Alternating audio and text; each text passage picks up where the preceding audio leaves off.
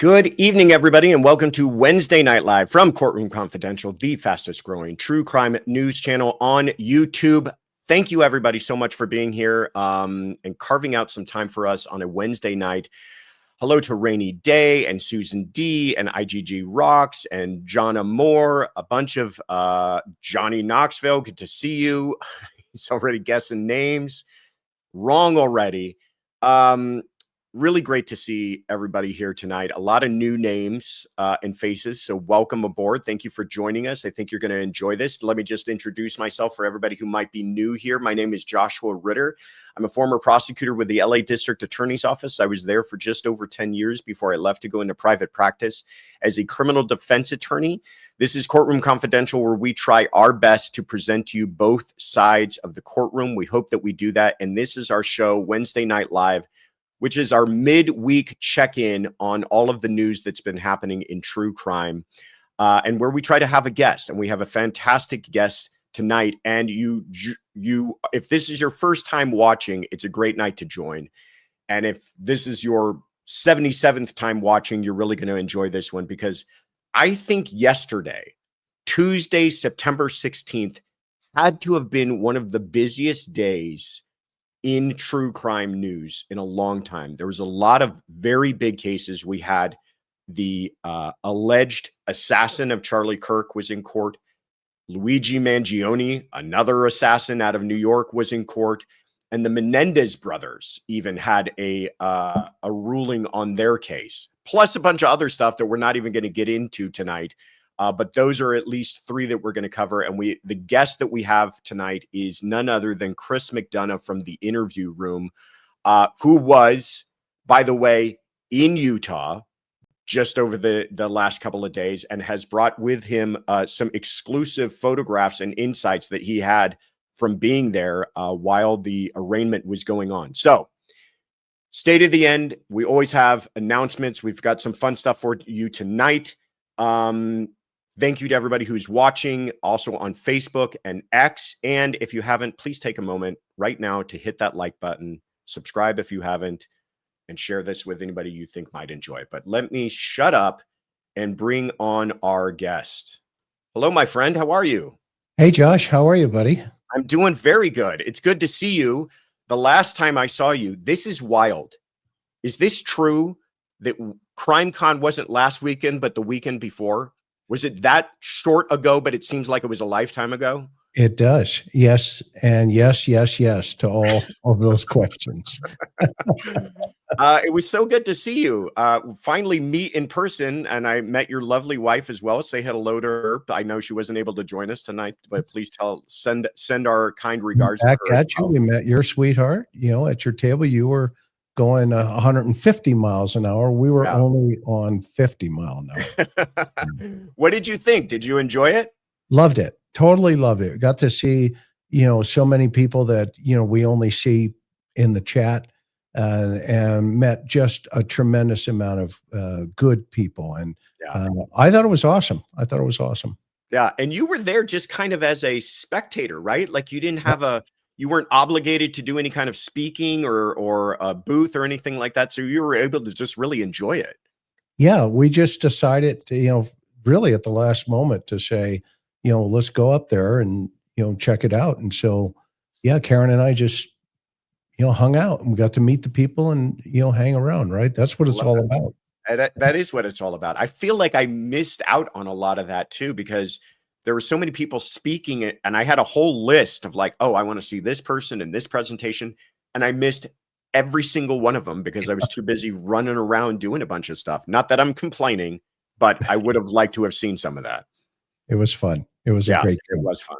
And we even brought Buddy. Buddy had a blast. Our little. I met Buddy too.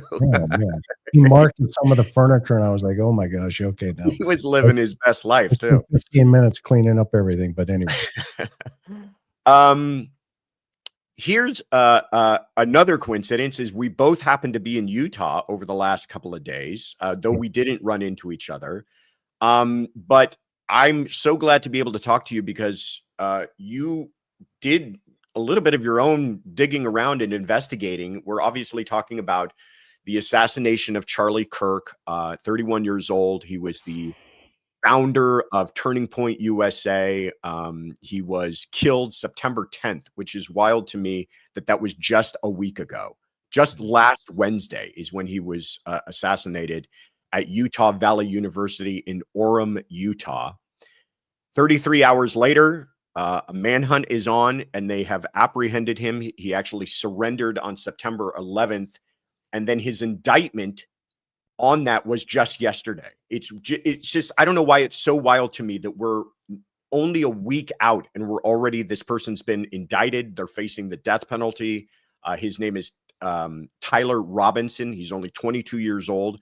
There he is at his first, what they call the first felony appearance in Utah, wearing a suicide vest. But I'm just gonna kind of open it up to you to tell us, what have you, we've learned a lot in the last 48 hours. What have you learned that's been kind of most surprising to you, or that you kind of really stuck out to you? Well, it was just by luck that Karen and I were in Utah. We have a son who goes to school there, so we were headed up actually, to go see him. And this thing went down. And while we were headed up there, we were actually in a hotel in St. George. Oh, wow. Yeah, it was wild. Which is, for people to understand, that's where he was. The killer, the alleged killer, was apprehended in St. George. That's where he lived.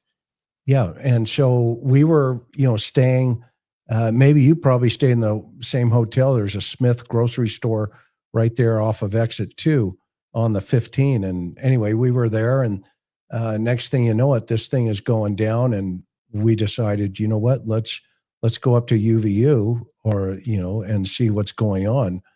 And when we got up there, of course, the authorities at that point immediately, had shut everything down. And then, we decided, let's just do some filming. Let's see what people are saying. And then we were back in St. George, which is about a 3-hour drive. And we happened to be there when his name was released. And next thing you know it, we're over at the sheriff's department. We're at the house, and just kind of feeling out what's going on.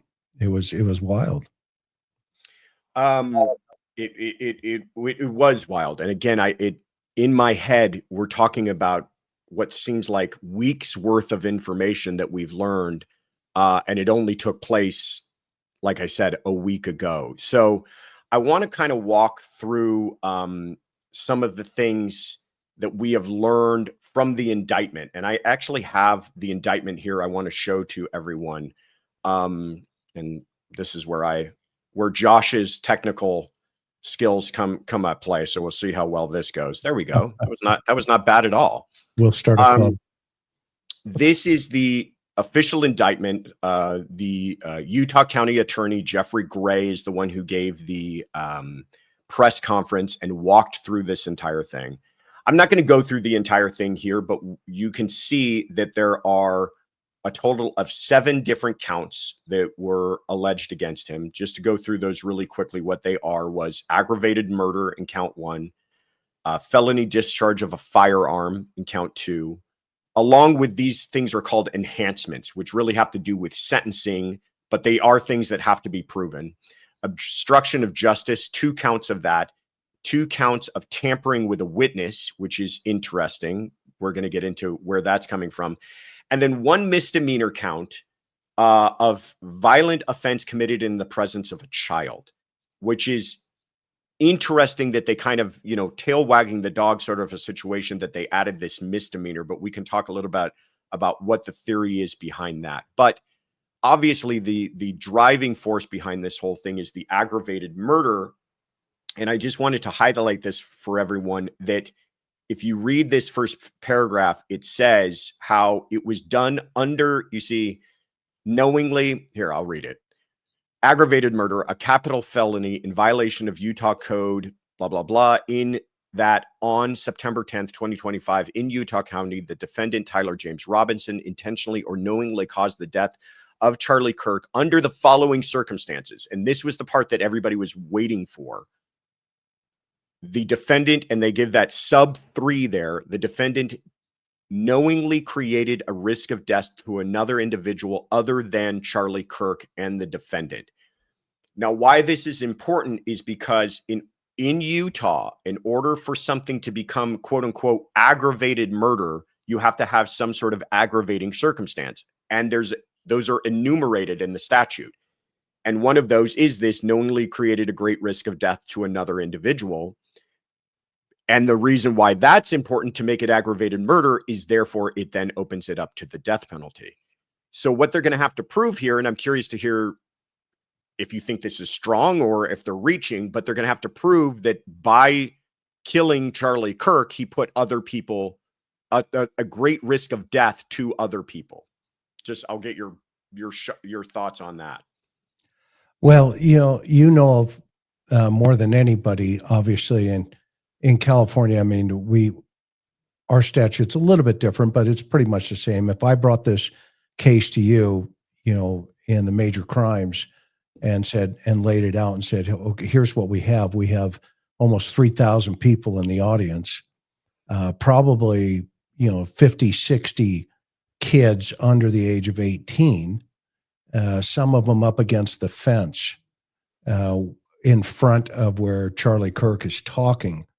And now we have a 30-06 round going at subsonic speed and strikes him in the vest, and that round itself starts, it appears, anyway, the round itself appears to have fractured, and a piece of that fracture hits him in the carotid, and obviously, was a horrific scene for anybody to see, and bleeds him out right in front. But I think what they're going to argue, I think what the prosecution's going to argue, is the fact that he shot over the heads.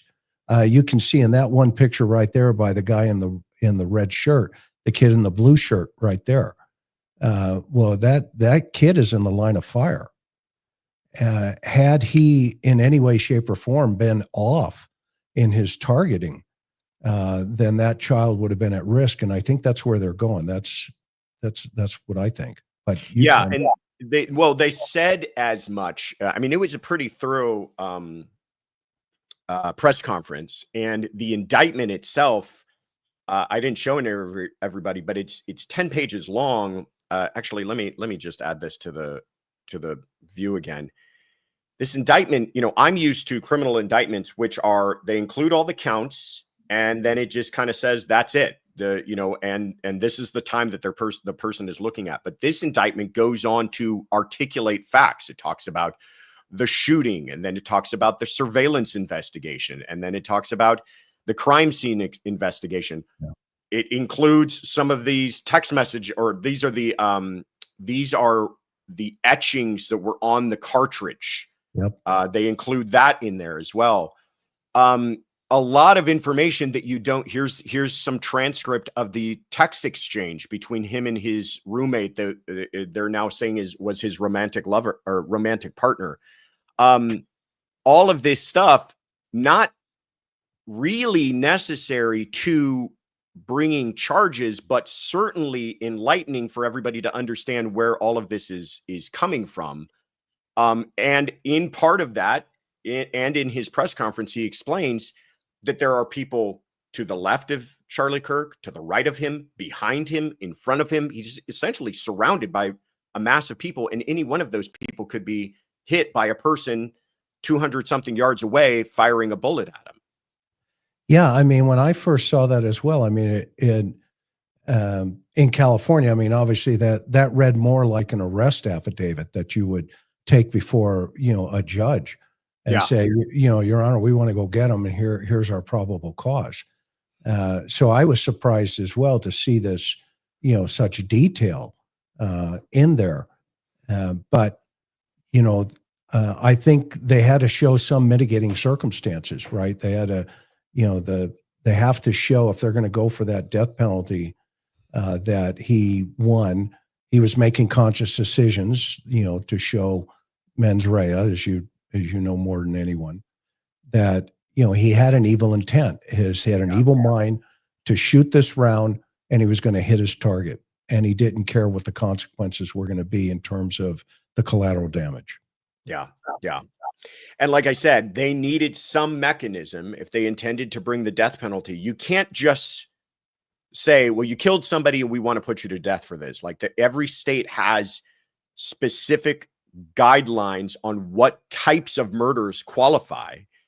And in order to find a qualification, this is what they had to go with. Because I read through that entire statute in Utah. I know more about Utah law now than I thought I ever would, but I read through that whole thing, and it goes on and on and on with all sorts of different circumstances, none of which apply except for this one circumstance, which was actually a little bit shocking to me, because you would have thought that like a murder in the course of, for some sort of political end or something like that would have been something that they would have qualified for the death penalty, but not in Utah. And not in New York, which is another case we're going to get to. So just to kind of tease that. But the other thing that this went into, and I want to just touch on a couple more new things we learned from this indictment. And then I want to get to some photographs that you actually took yourself, sure, which I thought was incredible. But we now know that his roommate is a gentleman by the name of Lance Twiggs, who was, again, it has been described as his romantic partner, a person who's transitioning. He, they start this text exchange, and it starts, Kaylin, if you don't mind putting that up, I just want to kind of go through that with people now. It starts off with, drop what you're doing, look under my keyboard. And then we assume that we don't have to assume, because the roommate is cooperating with authorities and explaining this and walking them all through this, finds a note. That note says, I had the opportunity to take out Charlie Kirk, and I'm going to take it. And I want to stop there, because something interesting here. They don't have that note. That right. Note, my understanding, has been destroyed. What they have is a photo of that note. All right. Talk to us about what you think, because I've got some theories here. Like, the roommate has done some stuff that could arguably be seen as accessory after the fact type stuff, but the roommate is cooperating. What are your thoughts on that? Tease that out for us. What you think is going on there? So a couple of things. I think one, the note in of itself, there's a couple of ways to recreate that outside of just the photograph, right? If he utilized his computer for that, then of course you can check off every click, every letter on that computer. So that's going to be sent to either Quantico or the FBI office there in Salt Lake, and they're going to dissect that in totality. The second piece of that is, if you wrote it on obviously a notepad or something to that effect, you're going to have the impression potential underneath if it was torn off and the note in of itself is still sitting there. Couple of things. The fact that he told the roommate that, there's a note underneath the keyboard. Okay. I'm reading that a couple of different ways. Either these are real text messages, and i.e. the roommate knows nothing, okay, or he knows something, because there's also a reference in these text messages where he says, remember the cartridges that I'm engraving. Okay. I'm so glad you pointed that out. Yeah. So what is that? Either he's in the circle or out of the circle. And from an investigation side of this thing, if you're looking at this and you're going, well, wait a minute, let's talk about this. What did he mean when he said that to you? Okay. And maybe they need him more, on the witness side than they do on the, what's California's PC 32, right? Right. Rather than the 32 side, they're going to say, okay, well, you're going to play, and you're going to play with us at this point. Yeah. Go ahead. No, I didn't mean to cut you off, but I think that's exactly what they're doing. Is I think they could probably bring PC 32 as accessory after the fact. I think they could. Yeah. But I think they're telling him they could, And they're saying, but we would love for you to cooperate with us, and then you can avoid all that. And that's why he's handing over text messages and telling them everything that went on, because, you know, now his roommate's looking at the death penalty. Yeah, and then that's going to also be, raise a question, right? About, let's just shift for a second to the car, hypothetically. Yeah. Okay. So the car is a mystery right now, in terms of the telematics.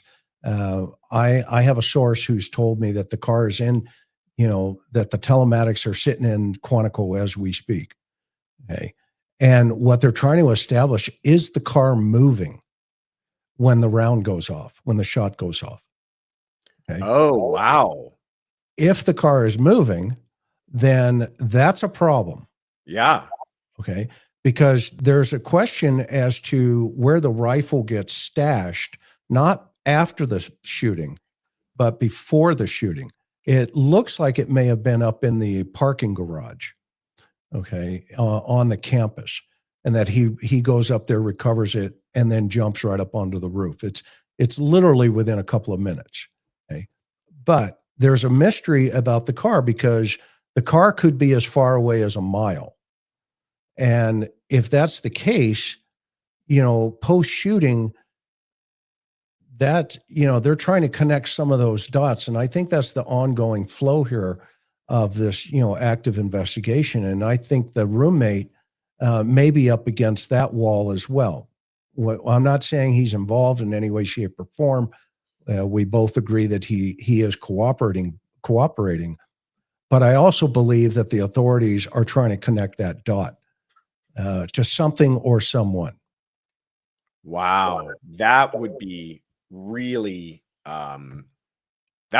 be really game changing on this whole thing, because I know that is one thing that the feds are especially interested in, is if he was working with anybody else.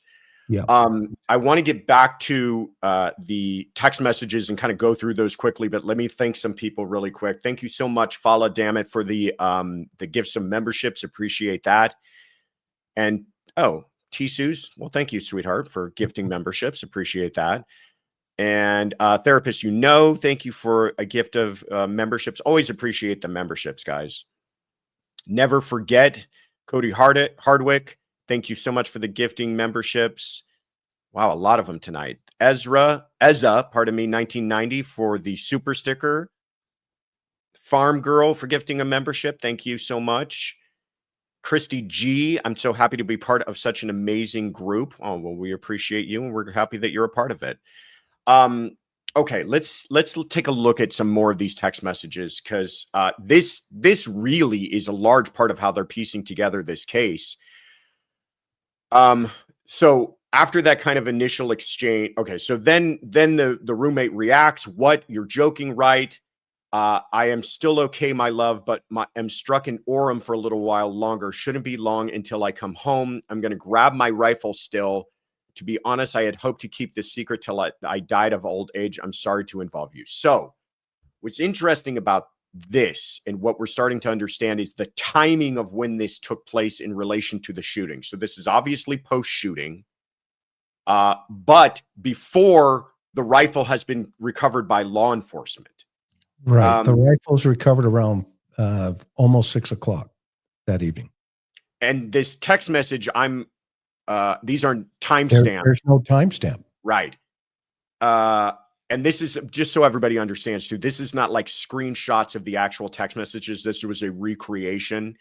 And perhaps, I'm sure, they forensically are now able to tell when these were actually sent. But even the context of them leads you to understand that the person who's talking knows more information at this point in time than law enforcement knew. For instance, that the rifle has been stashed somewhere else. So go to the next slide here, Kaylin. Talking about how somebody else was arrested. People were detained initially. And he talks about, "I had planned to grab my rifle from my drop point shortly after, but most of that side of town is locked down." And then he's saying how he's trying to, in the next one, "If I'm able to grab my rifle unseen, I will have left no evidence," indicating incredible planning and that he meant to get away with all of this. Going to attempt to retrieve it again. Hopefully they have moved on. This, again, is all fascinating to me because we're talking about stuff that was unknown to no one else on earth but the shooter at this point in time that these text messages are being sent. Kaylin, if we can show the pictures that Chris sent us earlier today, this is incredible because you actually went by the drop point where it was that he had gone to store this rifle. So after the shooting, he comes off of the roof and goes to this wooded area near campus and drops the weapon there wrapped inside of a towel. And you actually went by there. Yeah, it's literally across the street from the building that he jumped off of. So he comes, and that's the building right there.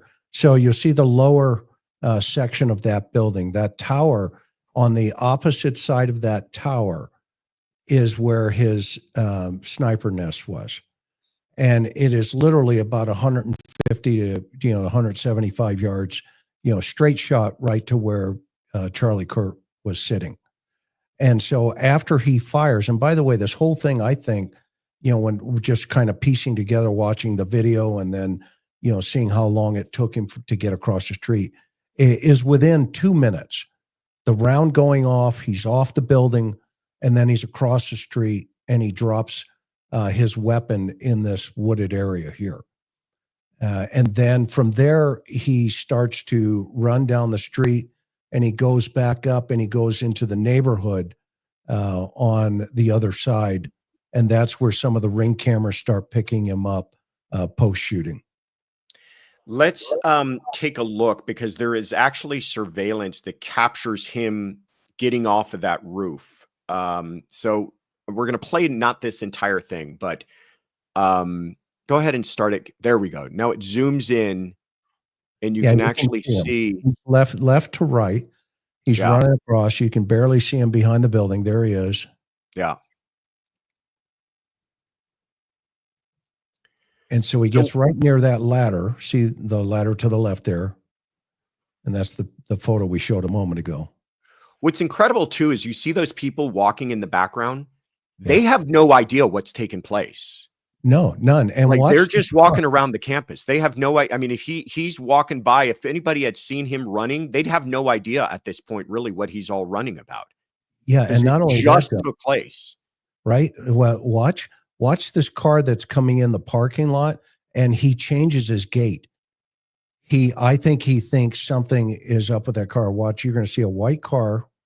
It's just playing over. It's just on loop, I think. Okay, that's not no problem.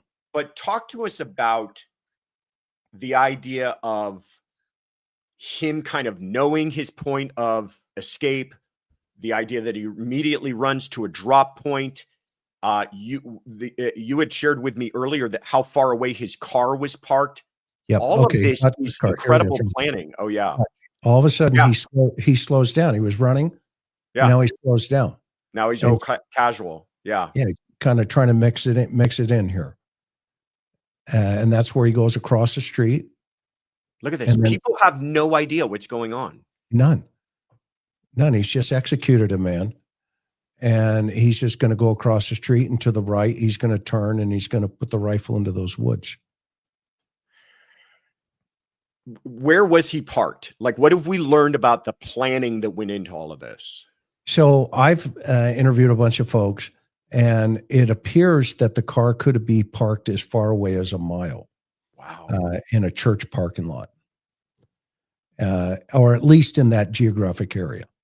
Okay. What is the thinking of behind why he did that? Just to kind of, keep it out of maybe the cameras post incident right away. But the weird thing about that, again, is, they're still trying to narrow down on the vehicle telemetrics, whether or not the vehicle was moving. Because you and I both know if that vehicle's moving, that creates a whole new dynamic as a possibility of other people involved. Right. Right now, that's just, speculation. There's no confirmation or evidence that says that. There is evidence that shows that the vehicle was far away. However, they've not been able to nail that down yet. They're waiting for that information to come back. Keelan, if we can, let's show, because there's some video surveillance too that was captured before and after. And I want to have Chris kind of give us some insights on that. This is from TMZ, obviously, if you couldn't guess. So this is him before the shooting, and notice the way he's walking, and tell us, Chris, what you think that is indicative of. Well, you know, his right leg there, you know, this rifle that he has is a gift from his grandfather to him. And so it's got a scope on it that I think the kid even, Tyler even complained that it was a $2,000 scope. And so it appears that he has stuck that into his pant leg. And he is now, that was him going towards to the scene, to the campus before the shooting, right? And now this is him coming away after dropping the rifle back up around up into the neighborhood up there. And these are people that are walking that have left the campus post shooting. Let's start it over one more time, Kaylin, just so people can see that. Thank you. Yeah, I mean, all of this to me is someone, and he even says in the text exchange that it is that he'd been planning it for a week. And all of this to me is somebody who put a lot of thought into it and a lot of thought into getting away with it. This was not like a person who intended to sort of martyr themselves. But this is a person who intended to get away with it, very similar to Luigi Mangione that we're going to talk about in a minute too. Yeah, which is really interesting. I mean, you tell me what you think about, you know, the fact that if his car is parked away as far as, you know, it appears, and he's walking down the street like that for almost a mile with that rifle tucked in his leg. I mean, that's just weird in of itself. So again, I think the telemetrics here is going to be dynamic if in fact it shows that vehicle is not stationary. Maybe he got dropped off. I don't know. But I just find it weird that it was parked where it was allegedly, and that he walks all that way and then somehow plants that rifle somewhere on campus. Because remember, he went there 2 separate times. He showed up about 4 hours early, and then about an hour and a half before the event, he's on campus. And they've got him on video. And then post-incident, or just before the incident, that's when he goes back, he changes, and then he comes back again. Okay. And that's when the shooting goes down, and he's in the, you know, the jeans and the dark colored shirt. But earlier he was in a pair of shorts doing his canvassing. Mm-hmm. Yeah, it is remarkable how I don't want to at all imply like I'm giving him a compliment here, but it is a tremendous amount of thought. Like the idea of having a change of clothes, the idea of dropping the weapon at another location. So the thinking behind that is that he immediately, you know, gets down from the roof, walks across the road, goes to that wooded area that he had pre-planned in his head, I'm sure, drops the weapon so that he can now casually go and change his clothes and walk down the street and go back to his vehicle and then come back at a later time to get the gun, which brings me to back to these text messages. What he's going through here is saying to his roommate, I'm trying to go back and get the gun, but I can't. I'm waiting for people I'm waiting for officers to leave the area. Let me see if I can't walk us through these things again really quickly. Okay. So we went through this one. Let me see. There we go. I wish I'd circled back and grabbed it as soon as I got to my vehicle. I'm worried now that my old man would do if I didn't bring back Grandpa's rifle, which you had referenced. I mean, see, he knows things about the serial number. He knows things about whether or not he left prints on it, which he did, by the way, not prints, but DNA. He wrapped it in a towel. All of this incredibly specific information. And then this is the one I wanted to get to. Remember how I was engraving bullets? The effing message was mostly a big meme. If I see notices bulge UWU on Fox News, I might have a stroke. All right, I'm going to have to leave it. That really effing sucks. So he then indicates he had to leave the rifle. Again, something only known to the shooter at that point. But this engraving bullets thing, what was the point that you had referenced earlier about this exact point here in the text messages? Well, it shows that the roommate knew. And also another thing, right, that we have to take into consideration here, if these are, legitimate, which they are, text messages to his roommate, okay, and his partner, his romantic partner. Okay, if that's the case, okay, there's another problem here. Because if this kid is receiving these text messages, hey, I just shot the deal at UVU, I'm that guy, okay? And in the text messages, he's also saying, well, remember the cartridges that I'm engraving, okay? That correlation in itself just doesn't make sense. Well, and so in my thinking, from an investigative analysis aspect, it's like, well, wait a minute. Is this legit? Are these two really talking? Because he makes it all the way to St. George, a 3-hour drive. He's at his house, and the next day his mother calls and says, hey, that's you. I recognize you.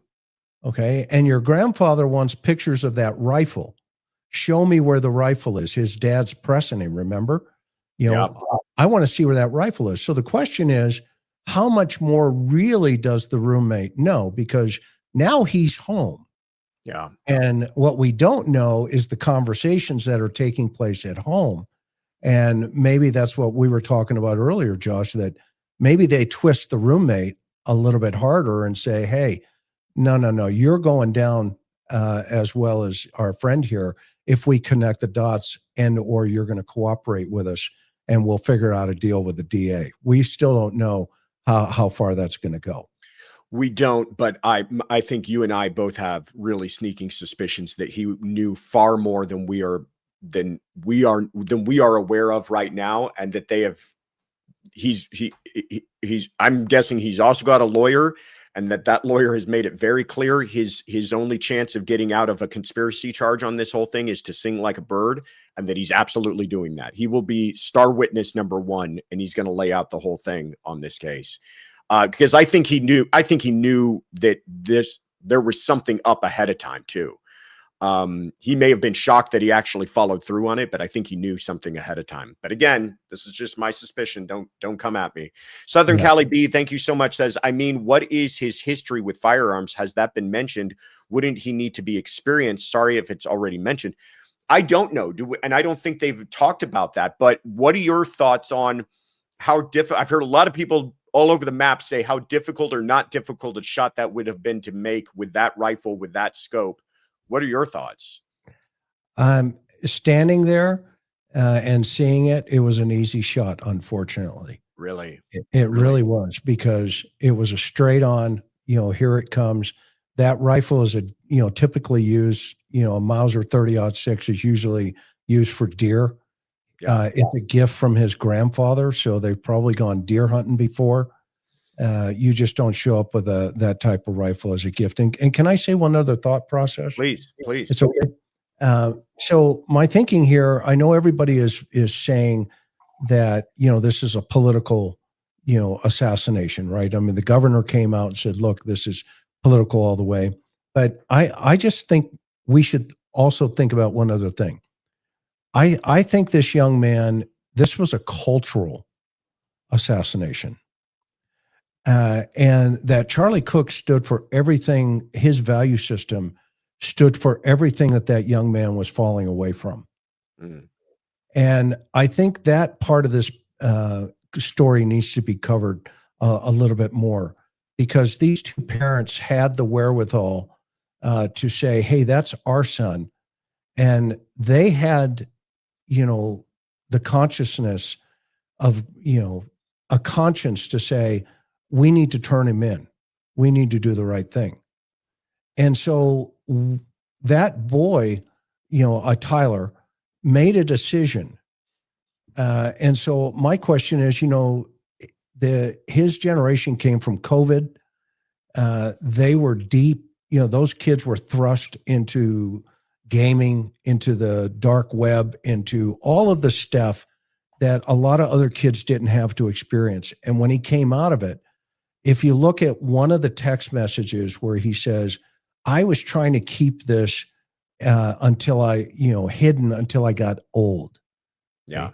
In his mind, I think he really believes that this was a reset, almost like game over, reset, life goes on. Okay.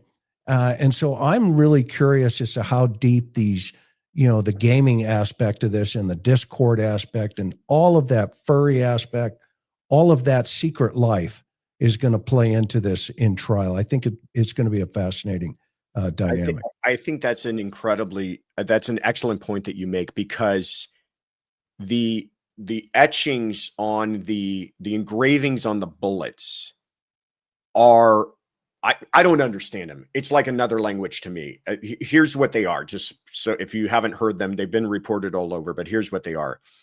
One of them, I believe the fired bullet, the expended cartridge, says, notices bulge, OWO, what's this? No idea what the heck that's talking about. Another one says, hey, fascist, catch. I can kind of understand that. If you read this, you are gay, LMAO. And Oh Bella Ciao, and it goes on. The Oh Bella Ciao one is a reference to a communist song in regards to the Nazis. Kind of understand that as well. But from my research and reading on this, what these all have in common is that they're kind of speaking this internet meme language, which, to your point, this kid was, and I don't mean to say kid, this man was entrenched embroiled in this internet kind of culture, the Discord, and the it's almost like he lived most of his life on the internet in this world than outside of it. Yeah, absolutely. Well said. And, here he is, at the time when COVID hit, you had these high schoolers who are being told, put a mask on and put a hole through it so you can, use your mellophone and band. Okay. And so what did they do? They created this whole new universe that I think we're experiencing here, because I think when I don't know if he really, I definitely know he believed in what he believed and did what he did. And there's no question about that. They're going to be able to prove he knew the difference between right and wrong. However, I also think there's something missing here in his pattern of life. And it's displaying itself, simplistically through, well, I thought we were going to grow old together. My grandfather's going to be mad if I don't go get that rifle. And then he's got these memes from, Mussolini and, like you're talking about World War II and communism and all this other stuff. But I don't think it quite connects with him because he's got that reset of, oh, well, this is a game. Reset. We're going to grow old together. No, you're not. Yeah. Well, let me thank some folks here too. Chris, Bluebird 711, thank you so much. Says, Chris, what is your opinion as to why he dropped the weapon off in the woods? I felt perhaps to pull car closer. Couldn't break it down because he left his screwdriver on the roof. Opinions. Yeah. The other thing that was recovered was a screwdriver with his DNA on it as well. What are your thoughts on that, Chris? Well, to address the car real fast, you'll notice it was just close to the curb there. And he does address that in his own text message, that he wanted to go back and get it, but there was too much heat in the area at the time. And the screwdriver could have been utilized because there's a direct door on a stairwell that goes right up to the roof. Anybody could get in there. So the screwdriver is one of two things. Either he uses it to jimmy the door and get up onto the roof, or he uses it to adjust maybe something. But typically it's a wrench, an Allen wrench or something to adjust the scope. But so I'm going to lean more towards, first, him trying to have to utilize that as a tool to get up onto the roof. That's interesting. Again, showing how much thought he put into the pre-planning of all of this. Yeah. Georgia OKC, thank you so much for becoming a member. Welcome aboard. Bluebird 711, this channel. Thank you, mods, for protecting my BP. Appreciate that. Johnny Knoxville says the bullet engraving was a Mangione inspired aspect. He left the rifle to reduce of being stopped with it on the walk back to the car going home. I completely agree with both of those statements. I think he absolutely left the rifle. He knew he would attract attention walking down the street with the rifle, so he had to get rid of it quick and find a way to get to his car and come back. And again, Mangione, the parallels here are very creepy, and it's amazing that they were both in court on the same day, and we're going to get into Mangione in a second. Thank you for that, Johnny Knoxville. One last point. Oh, Johnny again says Robinson's parents did exactly the opposite thing that Brian Laundrie's parents did. Think about that. Excellent segue, Johnny. You're now employed. Excellent segue, because my next thought was to Chris's point about the parents. Something that struck me and is so troubling. His parents, the story goes that his mother sees the photographs that are being released by law enforcement of who they believe the suspect was. This is before anyone's apprehended. Shows it to father, says, doesn't this look like our son? First of all, think about that. The moment you're a parent and you have to go, wait a minute, doesn't that look like Tyler, our son? And dad goes, oh, wow, yes, it does. Then they confront him and say, where were you? And he comes up with this phony thing about being sick. My thinking was, I feel like most parents would go, oh, thank God. Oh, thank God. Tyler was sick. It wasn't him. I can't believe I even allowed that thought to enter my head, but they don't. And then dad says, send me a picture of the rifle. And he never responds to that. That to me says these are two parents that knew their son may have been capable of this, which to your point shows how far he may have drifted afield in the recent years with them.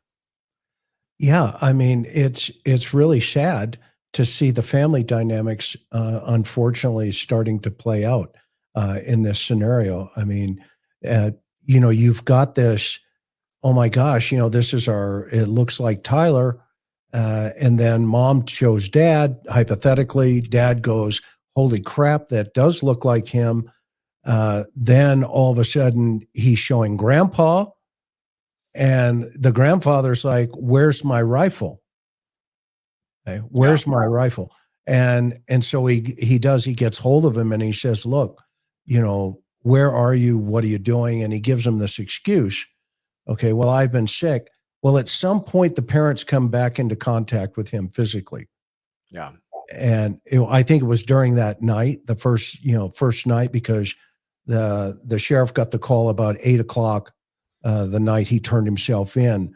And so the father calls a friend of his who was a former employee of the sheriff's department, is a former detective at the Washington County Sheriff's Office up there. And he says, look, we got a problem. Tyler's the shooter. And so immediately he comes over, and now they're trying to talk him off the ledge because he's somewhat, going to hurt himself. And they certainly don't want that either. So the family's dealing with, oh my gosh, our son potentially just assassinated somebody. Now we're worried about keeping him alive. But they did the right thing. They get hold of the sheriff, and they all drive down to the sheriff's department with their friend, the former law enforcement guy. And they, they peacefully walk him into the building and say, "We're here." Yeah. And again, that photo that we just had up of them as a family, this is, listen, even people with horrible, problems in their lives can take a nice picture. I realize that. But I guess I look at this and I go, this looks like a family who was trying, right? I mean, this looks like a family that had it together at some point. And everything that we're learning about him, he was apparently very, very smart. He scored very high on the ACTs for college, very good grades. Parents are, involved in their kids' lives, involved in their own faith. I mean, all of this stuff, that none of this is the hallmarks of what we would expect that would create a young person to commit this kind of a heinous crime. Let me just get through the last couple of pages of these text messages, and then I want to move on to our next case. But for everybody who's watching who hasn't seen those, I just wanted to make sure that they've seen them. This is, again, still part of that same exchange. And this is another indication as to why I think the roommate knows far more than we're being led to believe right now. But he says, delete this exchange. My dad wants photos of the rifle. He says, Grandpa wants to know who has what. The feds released a photo of the rifle, and it's very unique. He's calling me out right now, not answering. This is all, again, true. The father did recognize the rifle from when it was finally recovered. They had shown pictures of that on TV as well. And then he says, since Trump got into office, my dad has been a pretty diehard MAGA, which is, again, to the point of law enforcement. They believe that there was at least some political motivation behind all of this. And then this is the final page, I think. I'm going to turn myself in willingly. One of the neighbors here is a deputy for the sheriff. You are all I worry about. Love. I'm much more worried about you, says the roommate. Don't talk to the media, please. Don't take any interviews or make any comments. If any police ask you questions, ask for a lawyer and stay silent. I think at least part of that was followed. I think he did ask for a lawyer, but he's obviously not staying silent now. So before we move on, Chris, any kind of final thoughts on this? He's going to be back in court on the 29th of September. It's really early on in this case, a lot more to be learned, but we do know that they're seeking the death penalty. Yeah, I mean, hopefully the DA will have enough to, take it to the end. And, the one interesting thing there, though, from that last text message, Josh, to me that jumped out was the fact that he has shifted his loyalty from his family to his partner by saying, you are all I worry about, love.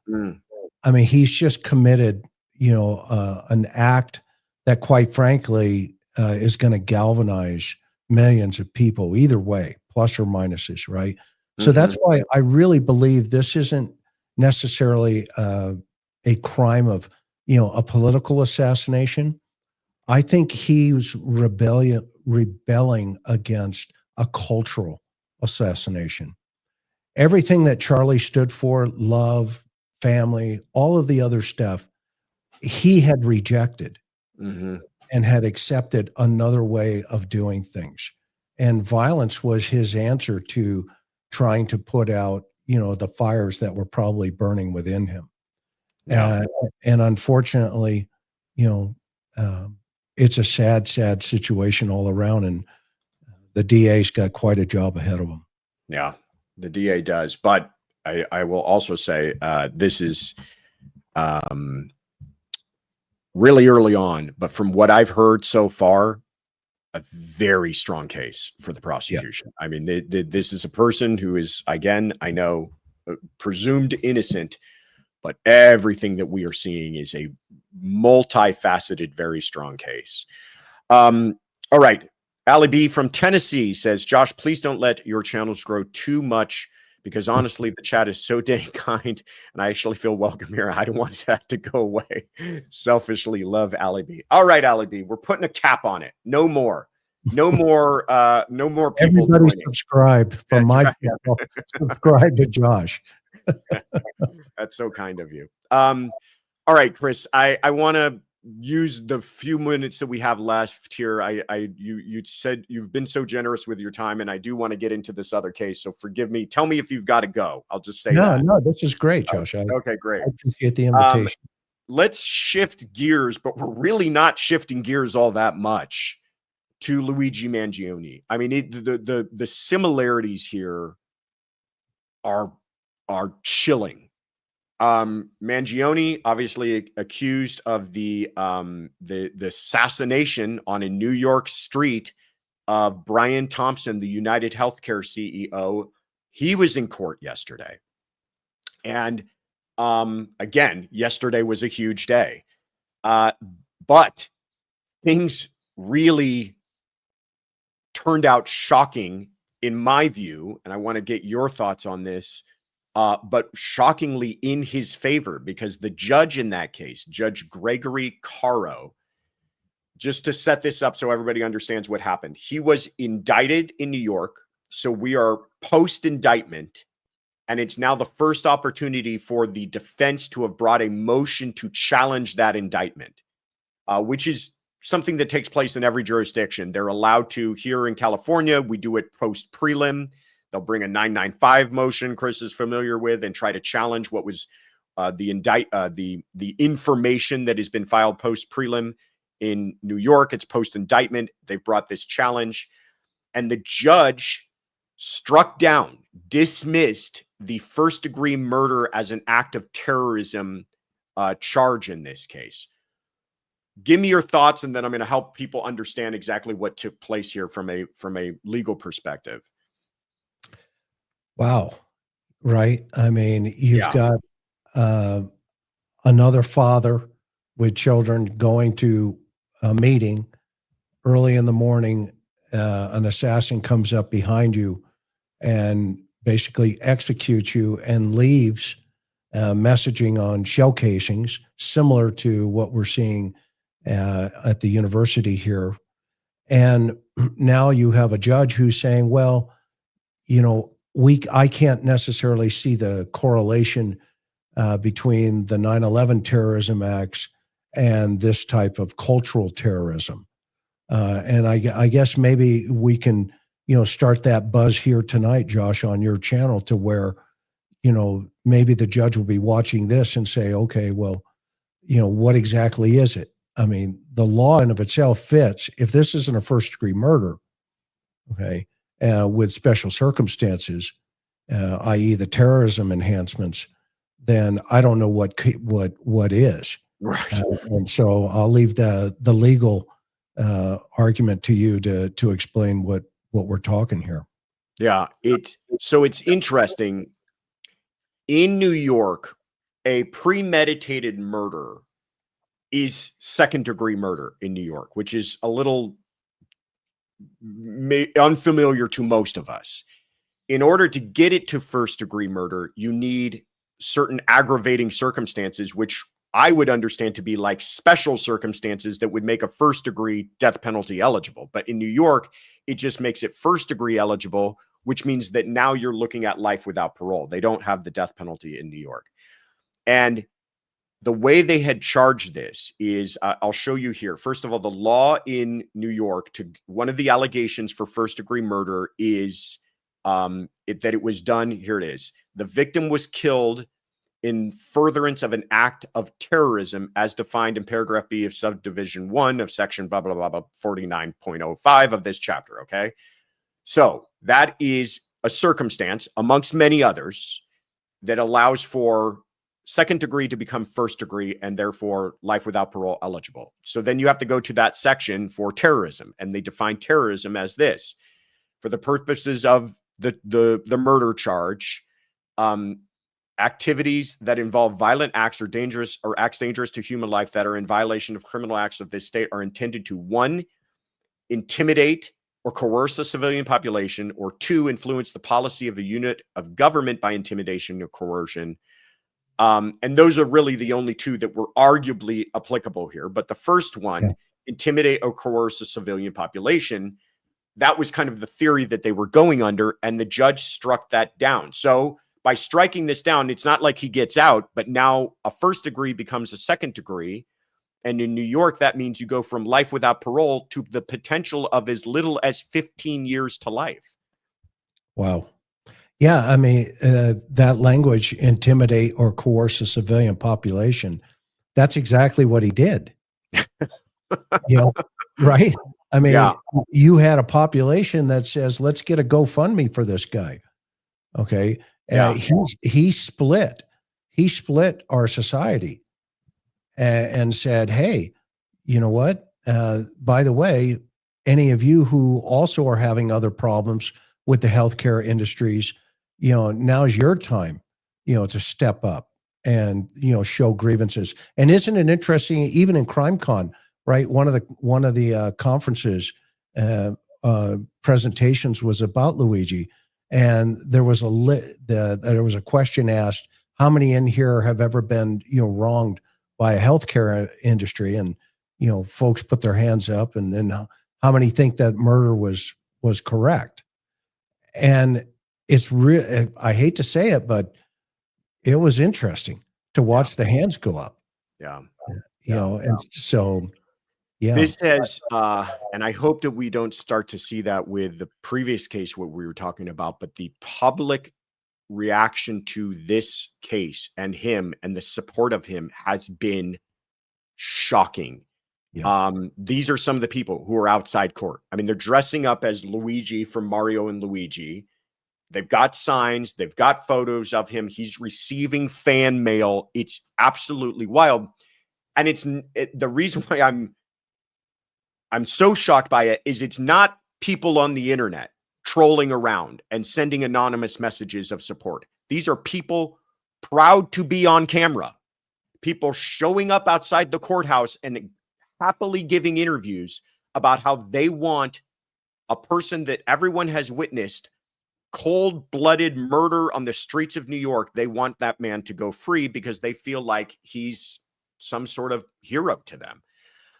The judge, to this point, this is the judge's ruling, said, while the defendant was clearly expressing an animus towards UHC, meaning United Healthcare, and the healthcare industry generally, it does not follow that his goal was to intimidate and coerce a civilian population. And indeed, there was no evidence presented of such a goal.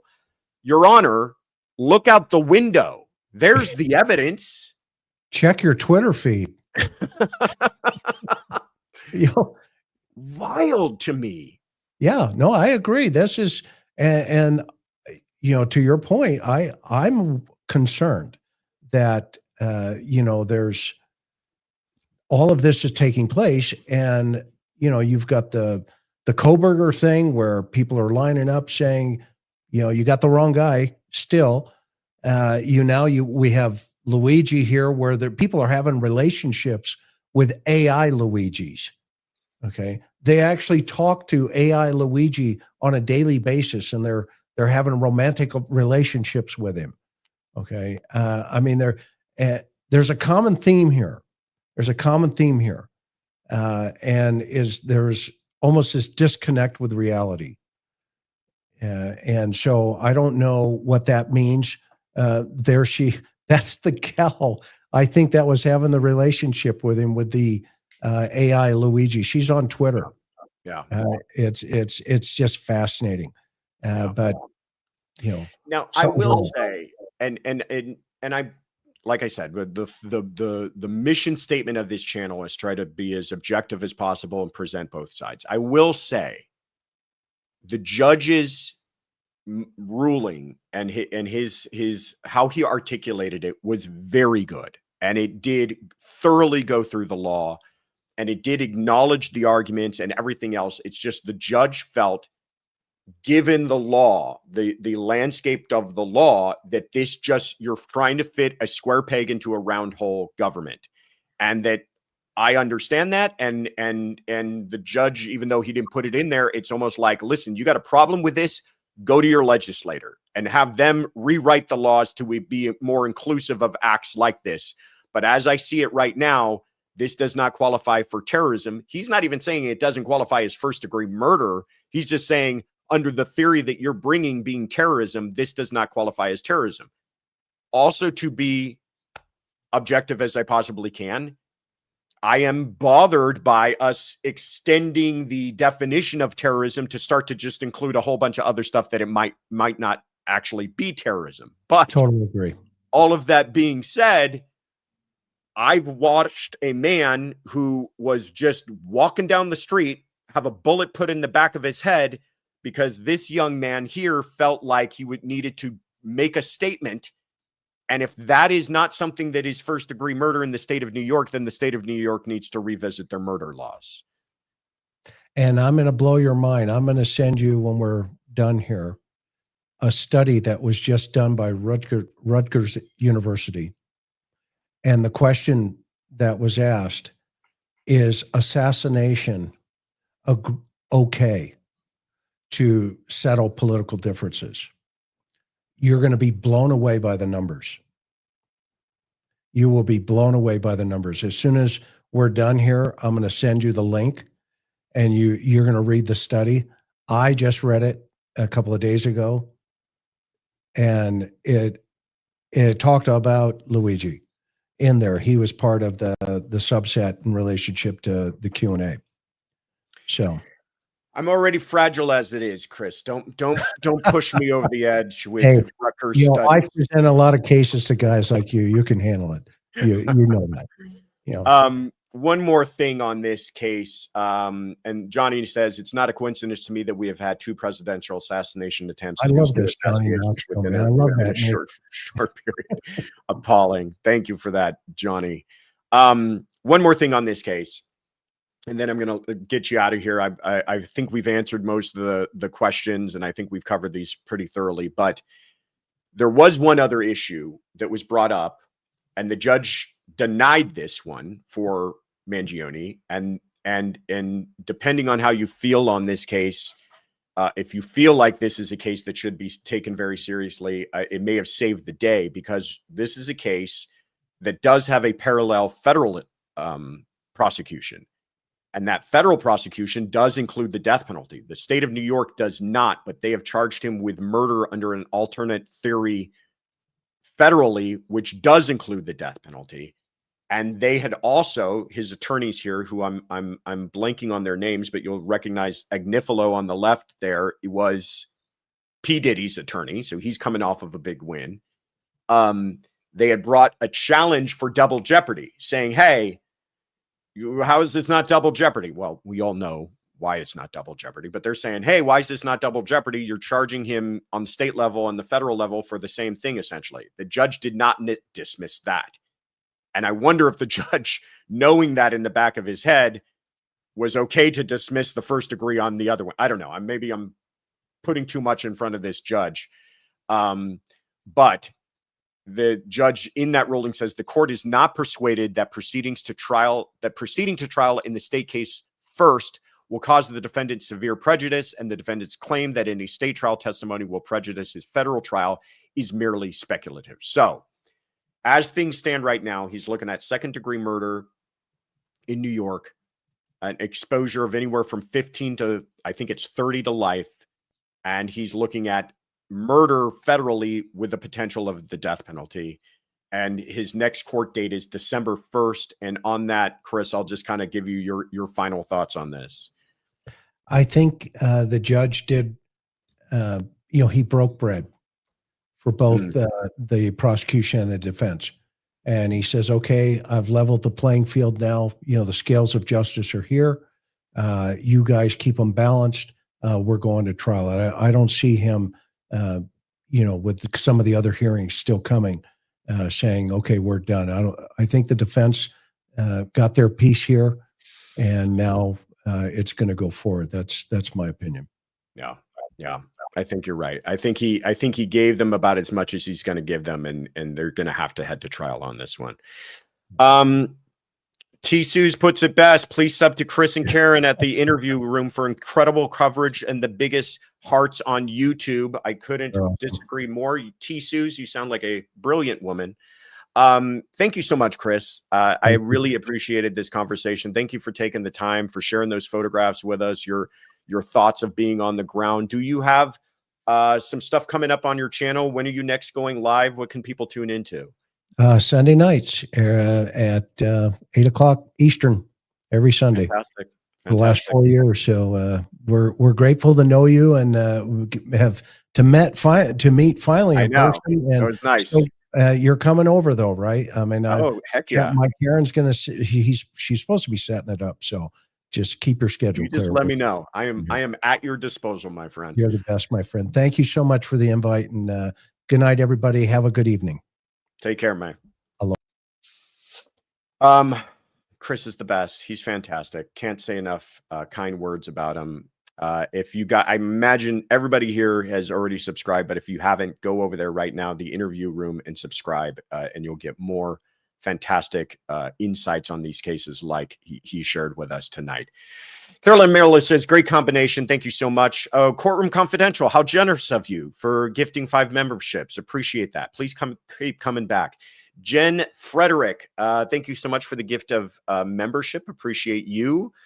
Shy Gal, thank you so much, Chris. We love having you. Yes, we absolutely do. I have to have him back more. Redondo Beach, how many people even know how to contact their reps to encourage change in the law, etc., or vote? Great question. Tell you what, it's not all that hard because they are your representative, and you can find out online who represents you, and they all have contact information if you want to send them a strongly worded letter letting them know you would like the laws changed. Mandy Strong, thank you for the super chat, says, do you think Mangione will ever stand trial, or is a plea deal more probable? Great question. Let me think about this. I would imagine that I'm trying to think strategically, because all that he and his attorneys are thinking about right now is the federal case. I think he would plead tomorrow if it wasn't for the federal case. Now that they've got it down to a second-degree murder, he's a young man. He's how old, did we say? He's 27 years old. If he gets 30 to life, he's looking at parole by the time he's, what, 57? That's the chance of being on the outside of a prison. Now, to be fair, when we say 15 to life, 30 to life, that is a life sentence that you're getting. I mean, I was talking with Rich Schoenstein. You guys may know him earlier, and he was saying how, listen, the man who shot Lenin got second-degree murder in New York for a very similar crime, was sentenced to 20 to life, and he's still in prison. Okay, so that life means life. It just means that you actually get the possibility for consideration for parole after a certain amount of time. Remind me of what the name of why am I blinking on the name of that shooter? If you guys, I'm sure one of you is going to remember right away, but he's still in prison. So even if he gets 15 to life, 20 to life, whatever it is, he could still stay in prison for a very long time for this type of a crime, because parole has to decide all of that. But in my view, the idea that he even has the chance of a parole is a huge win for his defense team on the state side of things. But it's a Pyrrhic victory if he doesn't get out of the death penalty on the federal side of things. So to me, I cannot see them negotiating for some sort of deal. David Chapman, thank you so much. For some Beth Riggenbach. Hold on, let me give you some love there, Beth. Thank you. David Chapman, still in prison on a 20 to life sentence or whatever it was. So life does mean life does mean life, or can potentially mean that. So I would imagine if they're going to do a deal, they would want to make sure that ensures that the feds play ball and that they take the death penalty off the table. Without them taking the death penalty off the table, then to me, it's go for broke. And it's see what you can do, what kind of damage you can do in the state case, because that's proceeding first, and use that to whatever advantage you can on the federal case, because at this point, I imagine all they view this as is fighting for their client's life because he's looking at the death penalty. Same arguments apply to Tyler Robinson, by the way. Whatever attorney gets assigned to him is just going to view this as fighting for his life. Neither one of these cases, and I realize I'm not trying to prejudge this. Trials happen, things change, but as the state of the landscape of the law in those two cases stand right now, they are very strong prosecution cases. Bluebird 711 says, okay, thank you, Josh. My blood pressure is slowly going down. I'm glad to hear that. What you need is to have a Let's Get Juiced tumbler full of a wine of your choosing to also help with your blood pressure, Bluebird. Anyhow, one last case that happened again yesterday, one of the biggest days on the docket of the year, was the Menendez brothers were in court. They weren't actually in court, but a big decision came out about their case. The quickest of catch-ups on this case. They had several avenues that they were trying to explore to get themselves out of prison. First, they filed a habeas petition asking for a new trial based upon new evidence. We'll get into that. Then they filed a resentencing or requested resentencing, which was granted. They've been resentenced. They've been sentenced to 50 to life, but based upon the sentencing laws and their age at the time of the crime, they're eligible for parole as they sit in prison right now. They recently went in for parole hearings, both of them individually, and got denied parole. So they're currently parole eligible and having been denied at their first request. And then thirdly, they've made a clemency request to the governor asking for him to release them. And that is still pending, I imagine. It's sitting on Gavin's desk, but he's too busy doing podcasts to really consider it at this point. But the habeas was another opportunity that they had to get at least a full a retrial. And that was based upon two pieces of evidence.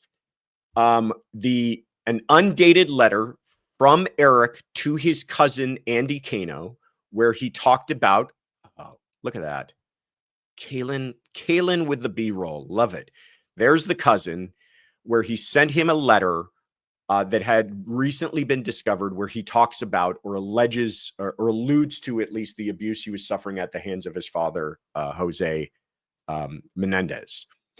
The other was an affidavit from a member of the band Menudo named Roy Rossello, who also alleges that he was abused by Jose Menendez. Those were two pieces of quote unquote new evidence that they thought entitled them to a new trial. Judge William Ryan here in Los Angeles had those both in front of him. I've actually had cases in front of Judge Ryan. Here's what he said.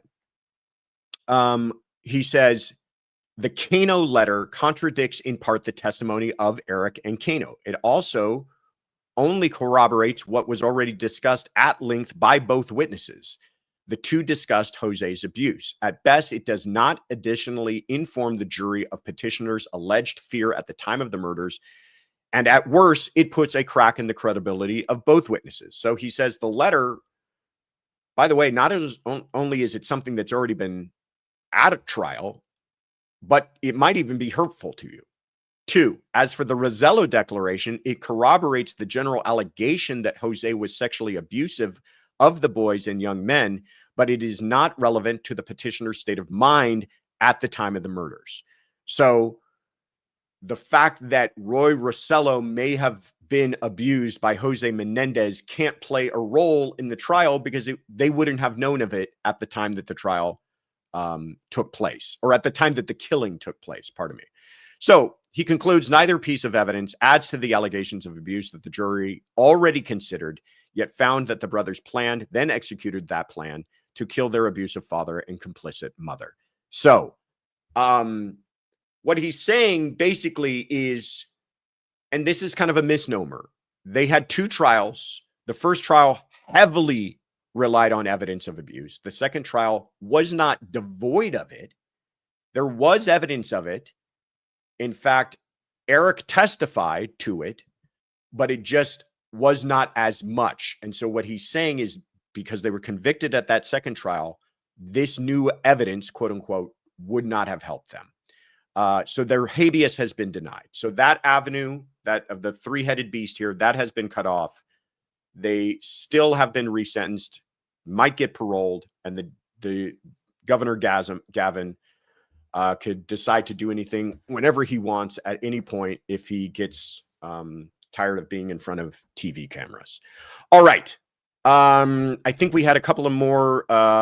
Here we go. Super chats. Ali B from Tennessee says, I can leave a voicemail for Sunday, but have you looked into that crazy case out of Texas that involves a murder involving removal of a head in front of a victim family at a motel? No, I have not. No. Oh, wait a minute. I did hear about this, and I'm happy to talk about it. But I would like you to leave a message. Is that mean of me? Is that rude? I don't think that's rude. Go ahead and leave us a message, and we'll talk about that for Sunday Fun Day coming up this Sunday. Would love to hear from you, Ali B from Tennessee. But I'm not playing games with you. I don't know enough about it to talk about it right now. Southern Cali B, thank you so much. Says, good grief. Let these poor men out already. I know, unpopular opinion. Well, not unpopular with some folks. A lot of folks agree with you, Southern Cali B, and I appreciate you sharing your opinion, and I respect your opinion. I don't entirely agree with it. I kind of feel like, I don't know, you shotgun some people to death, you go out to the car and reload and come back. Probably need some prison time for that. Probably. I'm not trying to minimalize it. I understand everybody has some strong feelings about it. That's what's remarkable about that case to me. 30 years later, and still has issues that are very much active today. Kathy, thank you so much for gifting the memberships. Appreciate you. All right. Let's get to the rest of the announcements. First of all, if you want to leave us a message, if you want to ask questions, and you want them answered live on Sunday Fun Day, go to thecourtroomconfidential.com and click on leave us a message, and I will be happy to answer those. And I would love to hear from you. Please tell us your name, tell us where you're from, so we can make sure to put you on the map. A lot of new memberships tonight were given out as gifts, but if you didn't get one of those and you still want to be part of the CC crew, then go to thecourtroomconfidential.com and click on become a member, find out about all the benefits. We work very, very hard, Kaylin and Tiffany and everybody, at making that something that's well worth its while, and we want you to check it out. And if you'd like to buy this shirt, which is what color, by the way, or any of the other colors that we have and other styles, or tumblers and mugs and notebooks and everything else that we have, check out the shop at thecourtroomconfidential.com for all of that cool swag, as the kids say. What is this? What is this? Salmon, says Ali B from Tennessee. Hold on. What did I miss that comment? Oh, everybody's going too quickly for me. Salmon PKC says coral. Farm Girl says watermelon. What is it, Tiff? Don't keep us all hanging here. Oh, we'll find out soon enough. She's probably. Oh, sorry to everyone who said crunchberry. It's watermelon. I like it. I called it pink, and she's like, "That's not what it's called." Well, that's what my male brain sees. We see about 7 different colors. You didn't know that about men? That's it. We've got like 7 colors, and that's it. What did you miss on Monday? We had Monday Night Live. I was live in Utah. So please check that out from my beautiful hotel room, not so beautiful, in Utah, talking about, again, the Tyler Robinson case with Charlie Kirk and kind of sharing some insights that I had found out that day. So please check it out. Stay tuned. Saturday, we're going to have our weekly roundup, as always, premiering at 8 a.m. Pacific, noon Eastern, covering all of the stuff that took place this week. And it was a busy, busy week. Also Saturday, and another reason why I hope that you got one of those memberships gifted to you tonight, but for anybody who is a classified and above member, we are having our members only live. There's our tiers. members only live this Saturday at 9 a.m. Pacific, noon Eastern. So right after the weekly roundup, we're going to be going live, and it's a lot of fun. I look forward to these. If you know, you know. We talk about a bunch of silliness, doing story time. Kaylin and Tiffany make an appearance. We talk about recipes and books and movies and everything else, and it's a fun time. So please get those memberships in now if you want to be part of this Saturday's members only live for the month of September. And then Sunday Fun Day's back. Leave us a message. We still need a few more. That will be live at 9 a.m. Pacific, noon Eastern. I'm going to try to wrap it up before NASCAR and football and everything else starts. Don't want you guys to miss all that fun. CrimeCon is coming up again, quickly. No, May. It's in Vegas. If you like to gamble, if you like Cirque du Soleil, if you like CrimeCon, if you want to see us, you've got all those things in one place. It's in Vegas, May 29th through 31st, 2026. And our 10% discount code works right now. They're already at discounted prices, and you can get an additional 10% off and use that code Courtroom. We don't get a dime out of this. I just want CrimeCon to know that the Courtroom Confidential crew runs deep. So check that out if you'd like to join us at CrimeCon. Let me say thank you to some of our new members, Lindsay and City Girls Glam and Patty G and Grace Harmony, Mama Bug 107, Nancy K, Melissa DeJesus, DeJesus, Mickey DeMouse, Pseudonym Mouse, Vicky Ball, Georgia in the House, Anna DeStefano, Teresa Chisholm, Zenaida Rivera, CK, Elias, Just an Acquaintance, Kitty Baby and Jake, Cindy Elise, Marsha Galzer, Not Seawack, Rebecca Shook, Pam Springens, Kristen James, and Tiff Weaves. I think I did that all right. That wasn't too bad. Thank you so much to our mods, Afton and Shy Gal, Kathy, and therapists you know. Kaylin, you were fantastic tonight. Kaylin was doing a lot of stuff behind the scenes. She had some technical difficulties. I'm sorry if I was even a little bit fuzzy tonight. I heard there were some issues with that. But Kaylin was finding pictures live on the fly. So she earned her kudos. Big congrats and thank you to Kaylin. And Tiffany, as always, you're the best thing that ever happened to me. All right, you guys, we will see you all this weekend. Take care, everybody.